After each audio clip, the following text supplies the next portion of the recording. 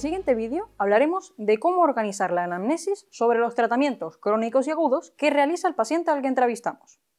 Conocer la medicación que está tomando el paciente es fundamental, ya que nos permite saber de qué manera están siendo tratadas sus patologías y ayuda a esclarecer si el motivo de consulta puede deberse a una descompensación o un efecto secundario de los mismos. Imaginemos que estamos en consulta y nuestro paciente, tras comenzar la anamnesis, empieza a citarnos un sinfín de medicamentos de forma completamente desordenada. Comienza por antihipertensivos, como los IECAs, sigue con inmunomoduladores, como los corticoides, luego nombra un laxante, y así sigue hasta completar 10, 15 o 20 fármacos. Menudo lío. Pero tranquilo, hoy te proponemos una sistemática que te ayude a organizar los grupos de medicamentos más comunes y a asociarlos con una enfermedad. Además, te daremos algún consejo o advertencia que debas comunicar al paciente con algunos de ellos. Vamos a verlo de forma gráfica.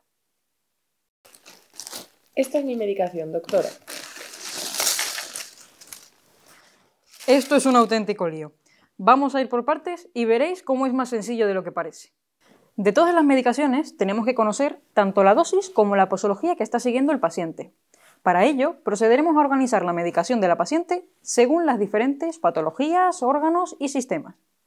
Podemos encontrar patología muy variada, como patología del aparato cardiovascular, enfermedades renales, del aparato digestivo o respiratorias, relacionadas con el sistema inmune, anticonceptivos, medicamentos para tratar el dolor.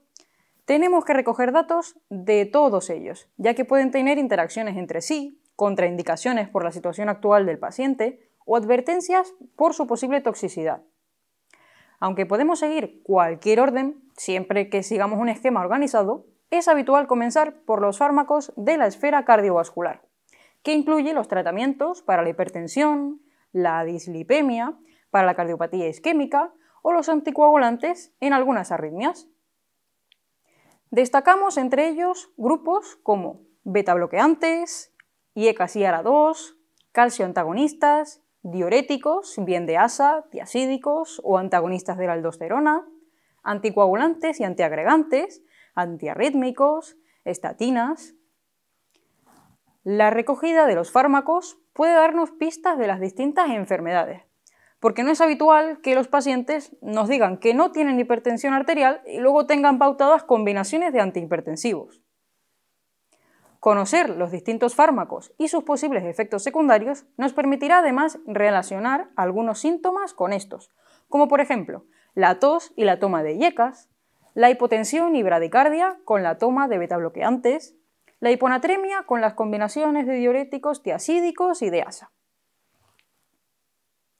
Tras acabar con el aparato cardiovascular, deberemos valorar otros, como por ejemplo el respiratorio y el uso de broncodilatadores, el renal y el uso de distintos fármacos para suplir las carencias en la enfermedad renal crónica, el neurológico y la toma de fármacos contra la cefalea, para controlar la epilepsia, en las demencias, y así hasta completar los distintos órganos y sistemas.